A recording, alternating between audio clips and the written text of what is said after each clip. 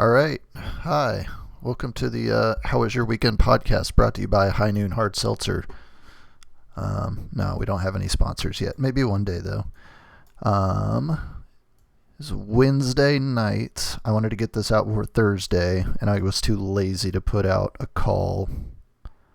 So we're doing solo this week. Okay, yeah, that's working. Solo power rankings this week. Interested to see what the teams have. I'll try to do, maybe I can get through this quicker than other weeks just because I'm by myself. So first I thought, let's look at the Happy Matrix, get an update. We're a few weeks into the season now. A couple things that jumped out to me when I was updating this. Colorado, been on a tear. Broncos win 2 games. Bo Nix won a game throwing like 50 yards against the Jets, so good for him. And then the Buffs, man, Dion's about to like fuck around and do something, I think. Like their schedule's not that hard, and they're 4-1, and yeah, I guess if Shedeur can just score a lot of points, it doesn't matter if their defense can stop anybody. Oklahoma won a game they weren't supposed to. Yeah, but you can see Trond is now sad. His teams aren't doing well. Caleb and Carl's getting carried by obviously the Chiefs, and then his fantasy team just first being lucky, and now they're just good. So good job, Carl. And my team is like, all right, 10 seconds here. A&M's having the same season we've always have. We are going to be disappointed again. We win some games that we probably shouldn't early in the year.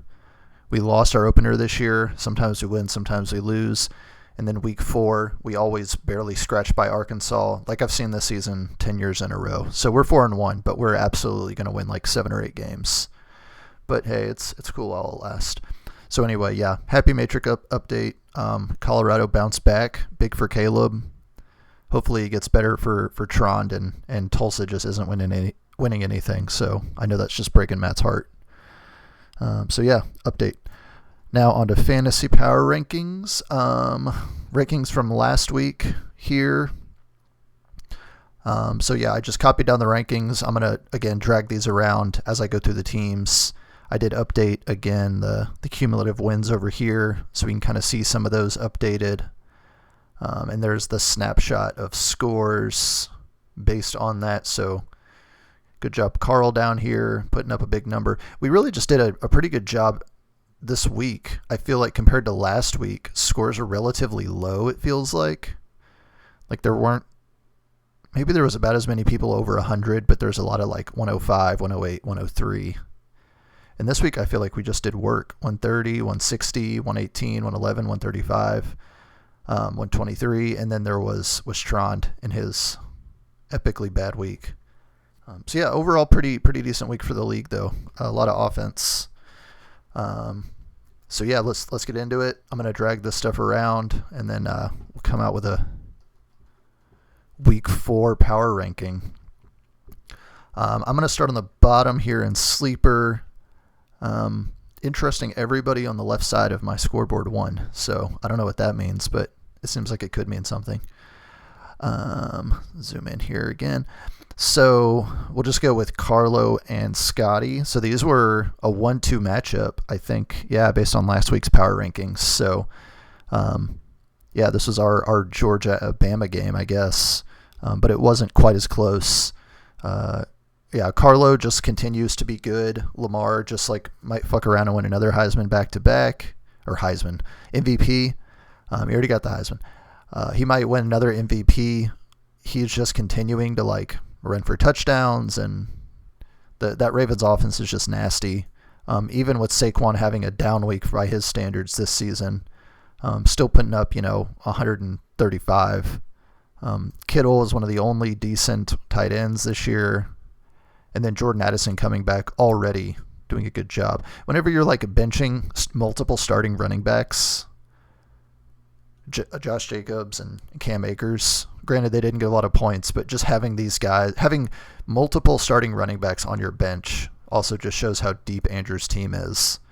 It's nothing to hate. I think I saw a stat, Deontay Johnson's like over the last 2 weeks I mean, we're only 4 weeks into the season, but he had a pretty weak first couple weeks, and then he's been like wide receiver 2 or 3 over weeks 3 and 4. I think, yeah, just getting an actual quarterback in this Panthers offense is probably going to, I mean, it obviously has already started helping Deontay Johnson. I think it's just going to help other players on that offense. I don't know if Bryce Young is bad, but like, man, they just automatically look better.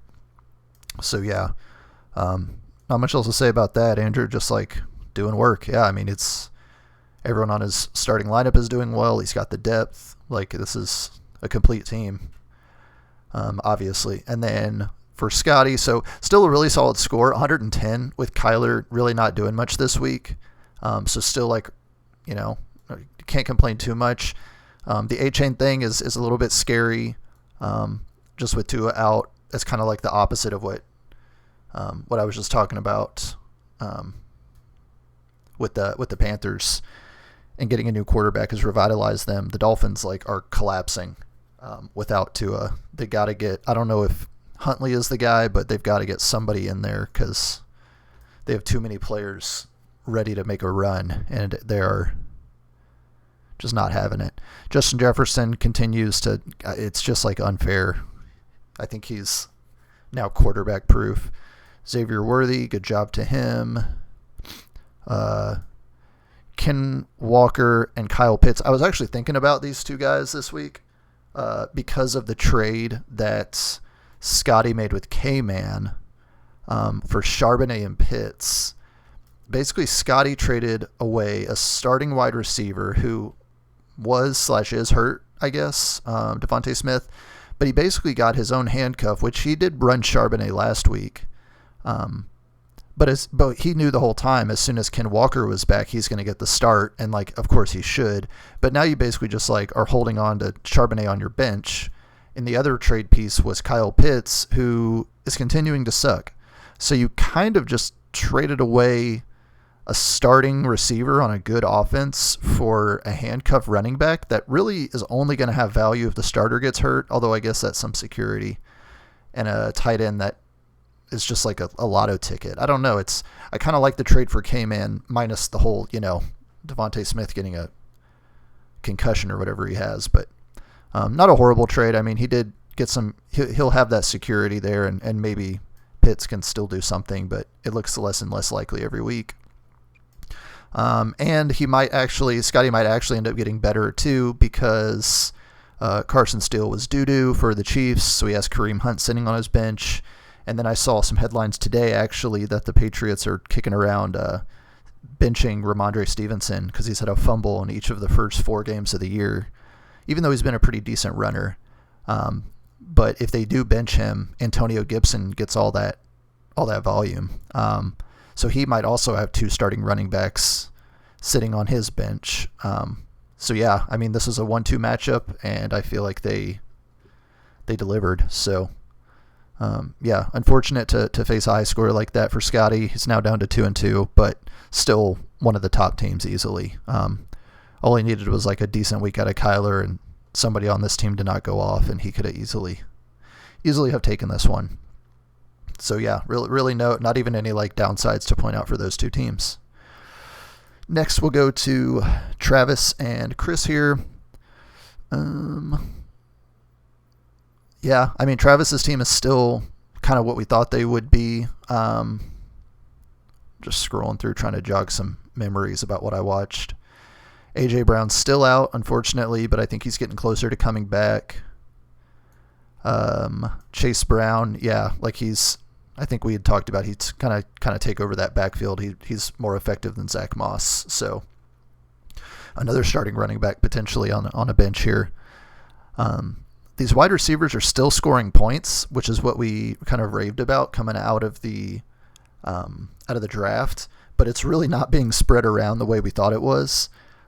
Nico is maybe the best receiver in the league this year. He's like, I don't know, talent-wise, he might not be up there, but he just is getting so much love from Stroud, and he's just putting up numbers every week. So, like, metrics-wise, fantasy-wise, he's just churning out games. Cooper and Wilson, their offenses just aren't looking at them. Offenses are struggling. So, it's not that every one of his players is, every one of these receivers that we kind of were hyped about is delivering what we thought they would. But part of that too is having that many receivers means you only really need a couple of them to perform at this type of a level to carry your team. So it's not just that everybody has to be good. It's that only a couple of them have to be really good. And he's getting that. I mean, yeah, like you do kind of wish you saw more out of these guys, but it's still hard to complain with the points the rest of the team's putting up. Kamara's still doing great. Dowdle's still getting work. I think he might take over. Does he officially have the starting role from Zeke yet? I think he might. Yeah, carries-wise, Dowdle's essentially the starter at this point for the Cowboys. And then even getting a touchdown out of your tight end, which is like a huge get these days. So, yeah, Travis gets the win, and he's still going to be high on my rankings this week. Then we have Crams here. Yeah, I mean, rough start, 0-4. Again, like, still, he was last in power rankings last week, and it kind of just got worse for him, to be honest. Yeah, let's just scroll through here. Darnold actually is proving to be pretty decent at quarterback. Good enough to play anyway. Zach Moss, I guess he did get some points, but he is, like I said, kind of getting taken over by Chase Brown. Najee Harris sucks ass. Drake London is still wide receiver 1 in Atlanta, but that Falcons offense is just like not doing it for me. Yeah, McConkey, Laporta. This is obviously the huge loss for Crams is Rashee Rice going out. This also sucks too for Crams because normally if you have like a really good player, right, like your first or second round pick. Last year I know I had J.K. Dobbins that I drafted in like the second or third round. And they get some like devastating injury. It sucks, but like you drop them, right? If they're not going to come back. For Chris though, that might not be an option because he is a keeper as a 6th round pick, which means he's worth a 5th next year. And if he drops him, he's definitely going to be worth, more than a 5th round pick. So it's like, do you burn a roster spot on a dude like this all year just to keep him? Which I guess if Chris wants to give up this year, he could try to keep Rice and then maybe trade for like another good keeper and just tank this season. That's one option. You could also just drop Rice right now with the way our keeper rules are set up and then pick him up later on before the keeper deadline. But somebody else is going to try to do that too. So then you're kind of playing chicken every waiver period, right? With like who's willing to hold on to Rice and burn a roster spot the longest to keep him as a 5th next year. A little bit of strategy there is pretty cool, but yeah, he's going to be on somebody's roster, whether Chris wants to burn the roster spot all year just to hold him for a 5th next year, or if he wants to gamble and try to replace him with somebody. We'll see.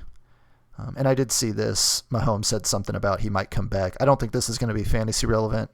I think maybe Mahomes is hoping for like a playoff type comeback, but even that I'm going to guess is just Mahomes being optimistic. So yeah, tough loss there for Chris on an already not good team. Keenan Allen is playing again though. Not a whole lot of work right now, but just having him back on the field, especially whenever the Bears just had a decent game. He wasn't super involved, but like good players on teams that score points is what fantasy is all about. So, yeah, I mean, rough week. Score wasn't horrible by any means, but in terms of like future prospects for the teams, like I think this is what Chris is going to score every week is, and I think multiple people have said that between 90 and 95 points. And I just don't see dudes like laying, just about to pop off to take this team to like the next level. Crazier things have happened, but just keep at it, I guess, Chris. Next, we'll look at Mark and John. I respect the shit out of Mark just continuing to run Caleb out there. I think he's only had one decent game. Mark is just sticking to his guns. I know Jordan Love has been hurt, but he just came back and threw the ball 50 times. We'll see how long that love can last for Mark. with Jordan Love, actually coming back this week. But I do respect it, and he still put up points, and he still won, even with these continuously lackluster quarterback points from Caleb. Otherwise, yeah, so I called out the Panthers getting an actual quarterback is already helping Deontay Johnson, and it's also, I think, helping Chuba right here, right? Like he's getting, just having a quarterback totally changes what your offense can do. So we're seeing that.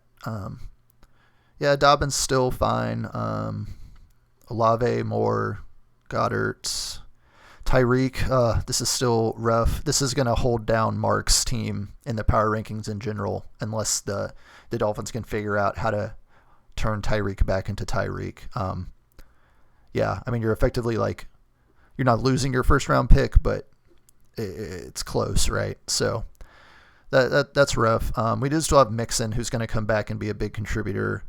So this team is not sunk by any means, but yeah, just with how some of these receivers have, we're kind of like waiting for DJ Moore and Chris Olave to like post monster weeks, and they're just like, I mean, these are decent scores, but yeah, there's still enough points here that this is going to continue to be a good team all year, but it still hasn't really taken off in the way I think we expected it to start the year. But I think as the season goes on, that talent will kind of show itself, and Mixon will get back on the field, and it'll be fine. So yeah, still a decent showing by Mark here. Let me move some stuff around.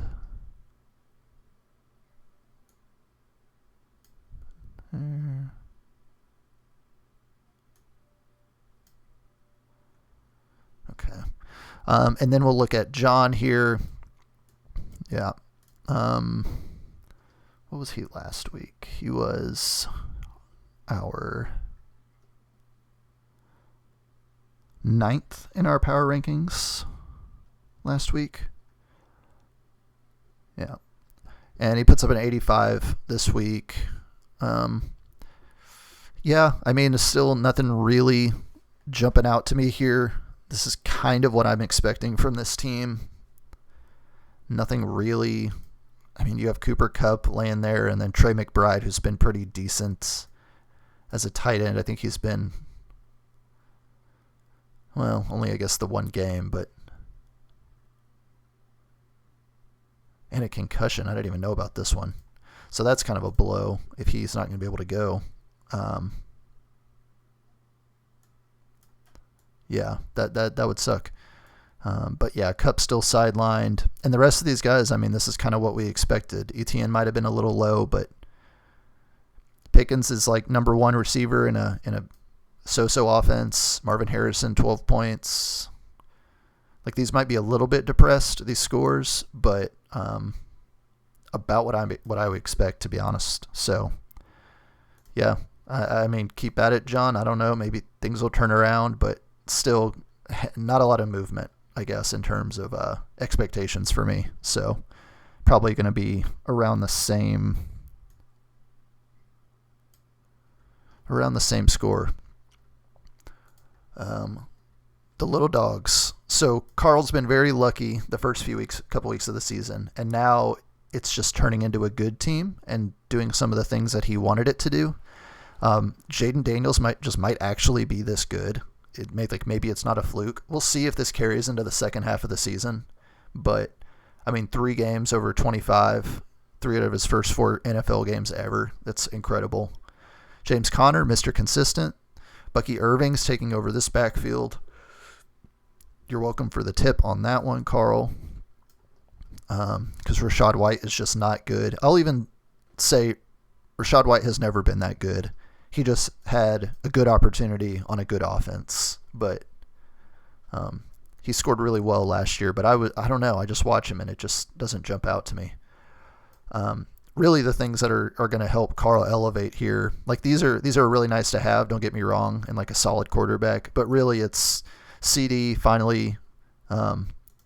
He had a great game, best game of the year, I guess. And then after the last week one, yeah, it was good to see him bounce back. Jamar Chase continuing to catch long touchdowns. Like, that's going to continue to be huge. Christian Kirk, sneaky consistent on a bad Jags offense the last 2 weeks. Over 10 points. And then, Kelsey finally getting some play with Rice going down. We'll see if that continues now with the kind of depleted receiver core between Rashee Rice and Hollywood Brown. Pat's got to throw to somebody, and Kelsey's probably the most talented player he has to throw to. Jonathan Brooks, I think he's about to come back off the PUP. Won't designate him to return this week. I thought I had seen some rumors on Twitter that he might be starting practice again, but I guess not. Bigsby getting more carries. Yeah, I mean, some reinforcements are coming maybe on this. If Bigsby can continue taking touches away from Etienne and Brooks comes back, he might have some people coming, but it's probably not anything he can rely on. But yeah, overall, good week from Carl. I think this is the second week in a row he's put up pretty consistent points. What did he have 108 last week, 123 this. Moving up. Like, these guys are producing, I think, the way that Carl wanted them to. And then the extra 2 wins to start the year just are kind of icing. And I guess in general I'll say when I'm doing power rankings, wins are eventually going to have to come into play, right? Because it's like, what are your odds of sort of winning a championship?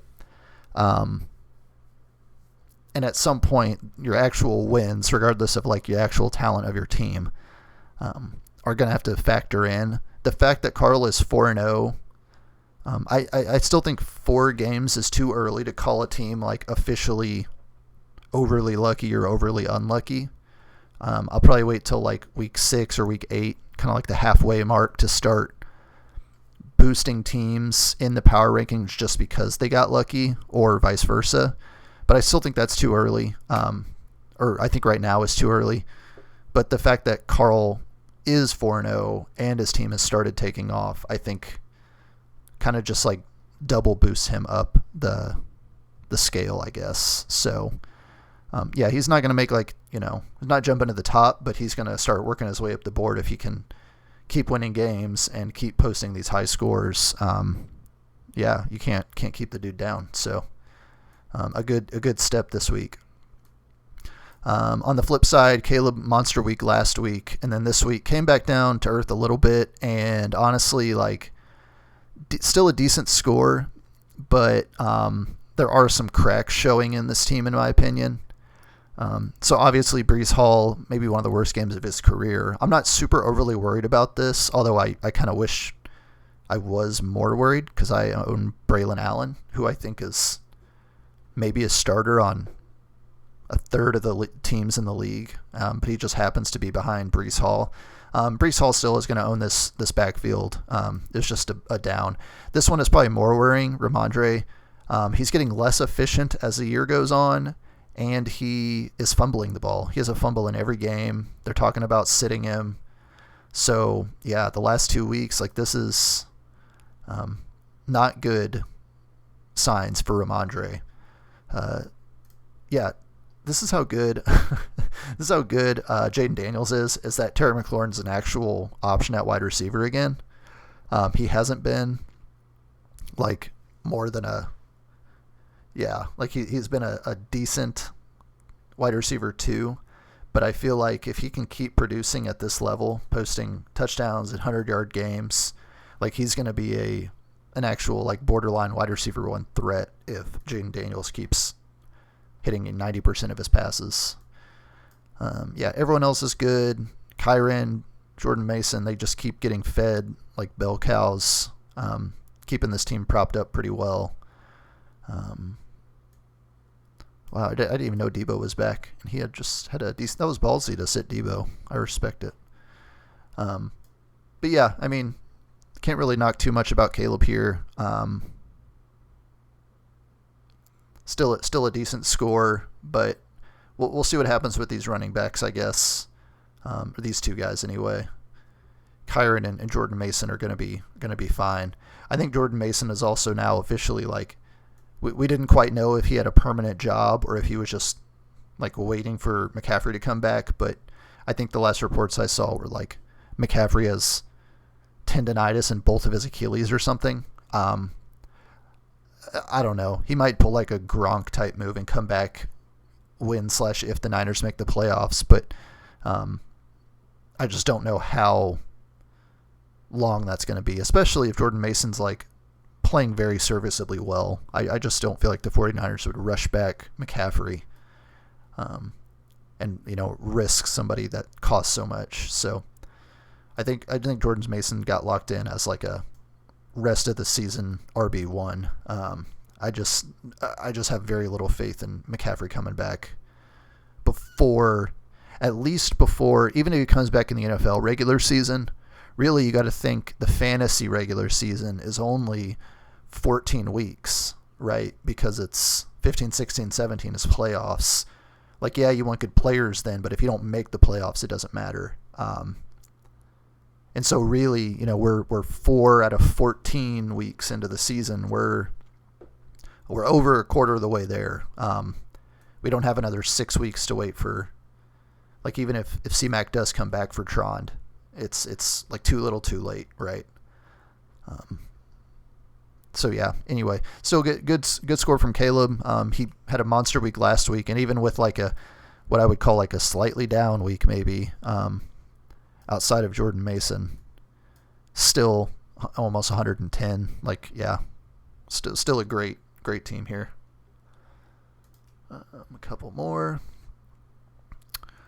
Logan posts the new all-time high score for the league. If y'all didn't know that, he beat my high score from last season by like 1/10 of a point. I'm going to blame that on these receiving first down points or something. We just keep bumping up. I guess we just like scoring points. So we just keep bumping up our point values. But yeah, good job to Logan. I mean, this is, yeah, you literally can't do much better than this. Everyone on this team absolutely went off. Like, obviously this is the ideal version of this team. The question is, of course, how much of this carries forward? Jared Goff posted an outrageous game. Derrick Henry, I mean, yeah, like the whole team has to go off to put up a score like this. So good job to Logan. Now, if we want to start poking holes in this, and just on top of like the fact that Logan's only 2-2, and he's only got like 28 cumulative wins. I'm looking over here. If we want to poke holes in this and like, why isn't he going to be number 1 on my power rankings anyway? One, Jonathan Taylor, high ankle sprain. Doesn't sound that serious, but something to look at. Malik Neighbors goes down with a concussion. Is that going to cause any issues for him? We don't know.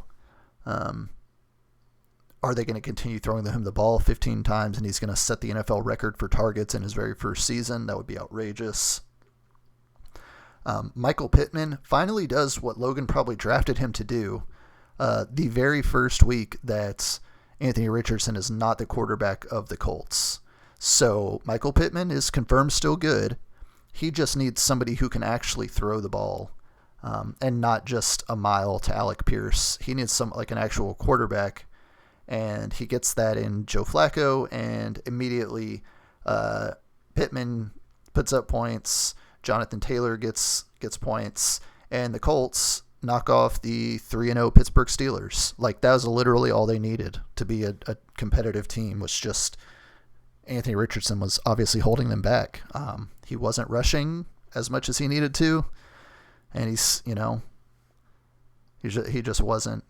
doing it. So is what it is. Really nothing on the bench here to look at. Yeah, Logan did a great job this week. I obviously this isn't going to happen again, but the question will be like, yeah, how much of this is Jamison Williams going to 80 yards and a touchdown on 2 catches? Malik Neighbors 15 targets a game. Is Derrick Henry going to keep getting 200-yard games? Like, this is really high. How much of that percentage do you think is gonna kind of stick? That's really the question. But I mean, he has to move up rankings. Logan does.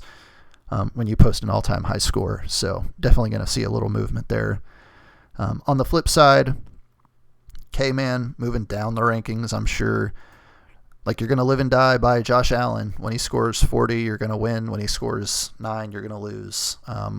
The rest of your team is just kind of there as far as I can tell. Rashad White continuing to lose his job. He did get 10 carries. That was kind of more than I would have guessed. Yeah, he literally split it evenly with Bucky Irving, who I still think is, maybe this just turns into a committee, but certainly not what you want if you're K-Man. JSN, Godwin. Yeah, likely. I know there was some money spent on him, and he's just like not doing it. Oh, wow. I didn't realize K-Man did the tight end. In a year of low value tight ends, where no one has tight ends, K-Man is starting 2 of them. He's starting a tight end in his flex. That's outrageous. You had a running back, a couple running backs on your bench. That's wild. I guess you did technically make the right call because he outscored both of these running backs. But yeah, that's just kind of wild. And you just left Puka and Devontae on the bench, so not all hope is lost.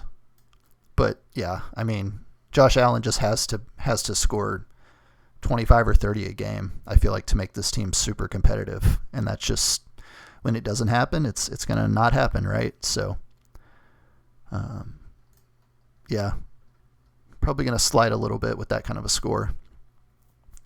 Then we'll look at my team here. 131, can't complain. Had the super low, 60-something last week.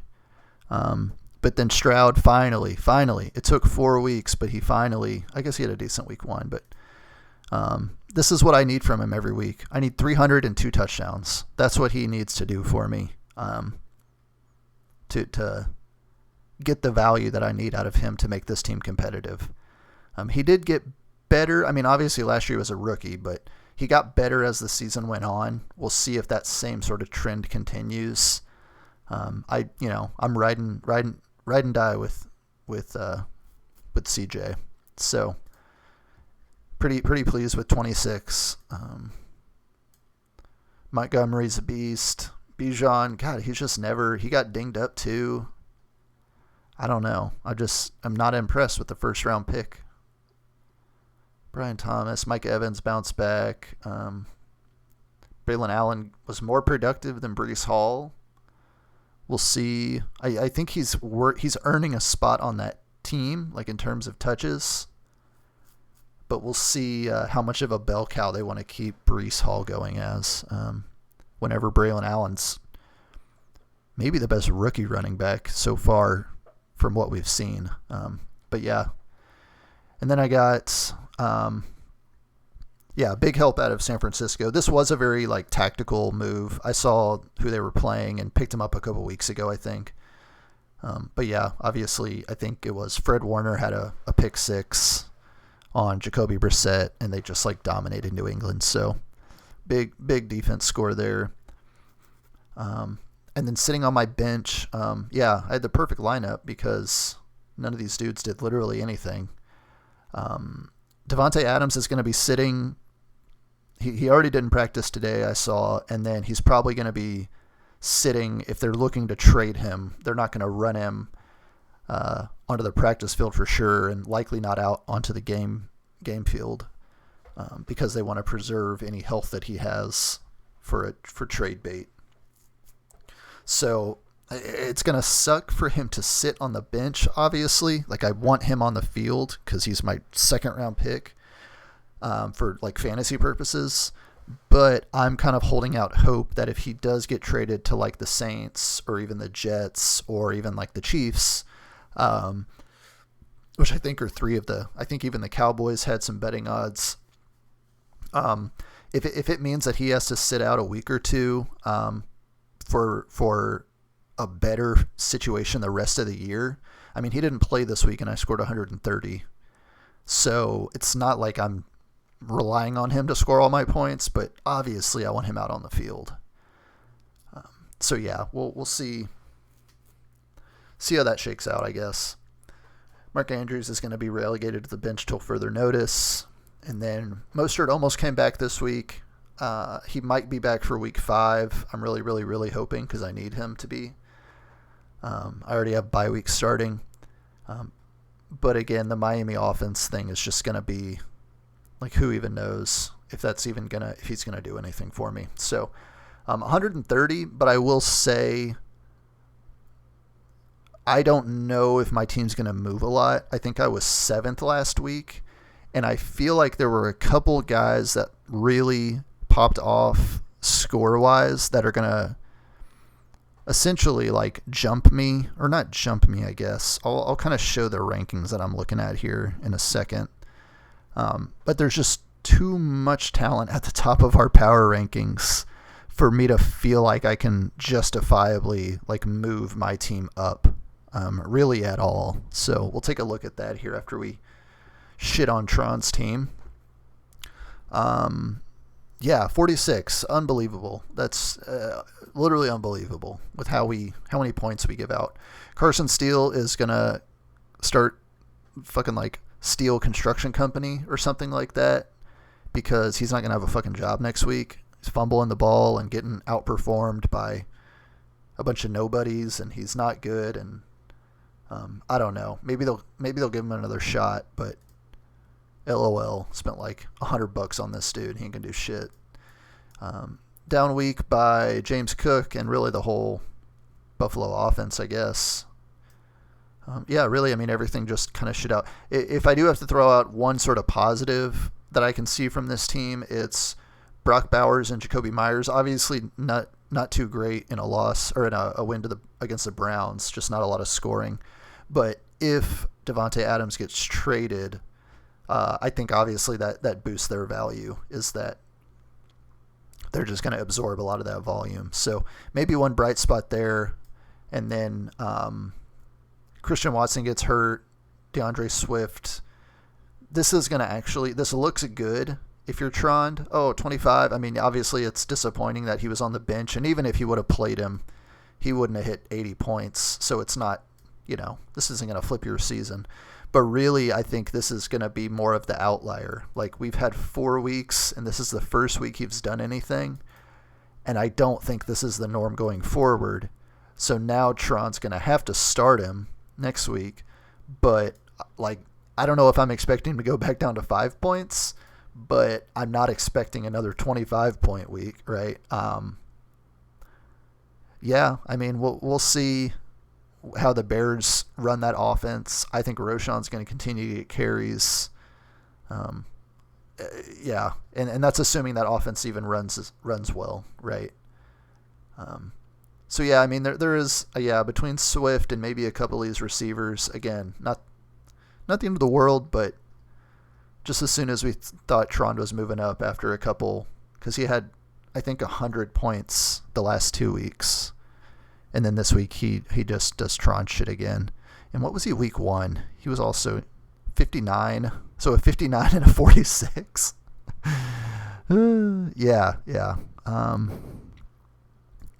Not good for Tron, to say the least. So let me move these around here. I'm going to drag some names, and then we'll show off what power rankings look like. He's going to go there.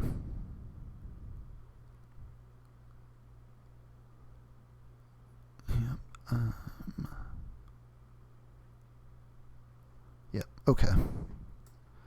So here are my rankings. So I have Andrew moving up to 1. There was a 1-2 matchup, and he won it. So good job to Andrew. He's going to jump Scotty. Scotty's still, this is like a 1B. So I think these two guys could just end up like trading throughout the season. Caleb posted an awesome week, of course. 108 with like some down stuff. He's going to jump up 1, which means that Travis, he gets knocked down 1. What was I looking at here? Let's go justify my thought to myself on why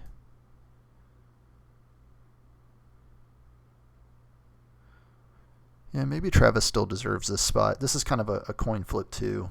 Caleb's still just like posting good scores, and his good players aren't even scoring. So I guess I just felt like, yeah, this is still just like a good team, I guess, in my mind.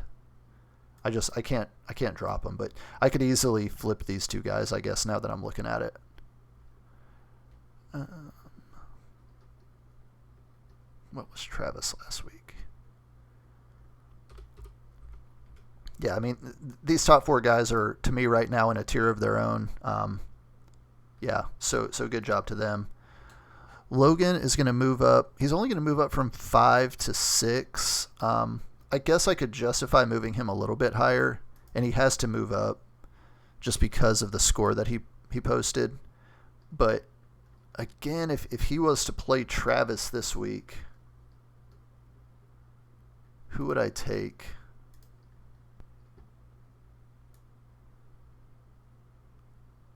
Yeah, I mean, he's got receivers. I might be underselling Logan here now, too.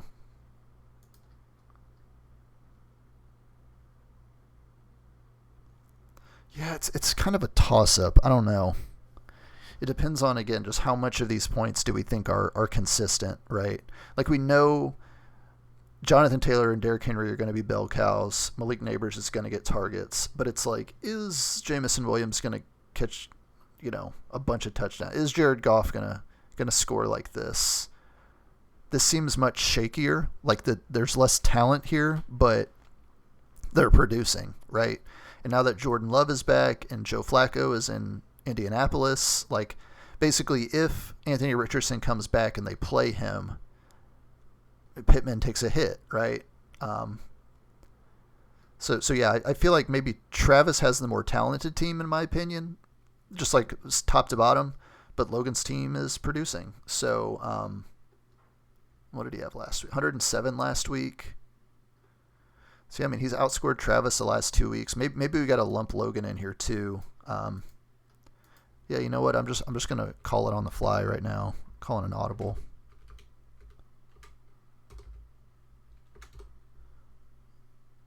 If the dude puts up an all-time high score, we gotta give him at least 2 spots, right?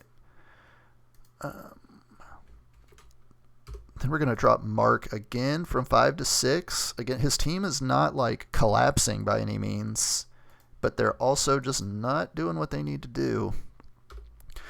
I'm leaving myself at 7 here, although I am, 130 is a great score, and I think it's, it's not too much of a fake score or anything. But I guess I'm just still like a little bit down on some of my options here. Like, I'm still running out Dobbs. I'm running out a backup running back. I guess technically a couple backup running backs. I have the best receiver on a shitty offense. Like, I could sit here and make a case. My second and third round pick are both out. I could just make a case here about how this team is like good, but I don't know. I don't know how confident I am. Whereas if we look at Mark's team, I mean, if you would just swap out Caleb for Jordan Love, that's an extra 10 points a week.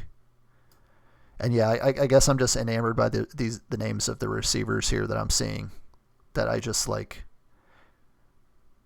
And he has Joe Mixon coming back at some point. Like, it's just hard for me to look at this team and the amount of talent that's on here. Like, to me, almost like Chuba is like maybe the worst player on this team, talent-wise, and he just scored almost 20 points. Like, like it's, and that's kind of ignoring Caleb too. But from like a skill position, like, this is the worst guy on your team, and he just scored 20.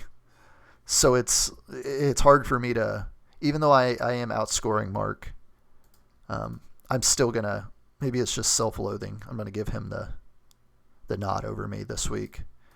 And then Carl, good job, Carl. Post a big week.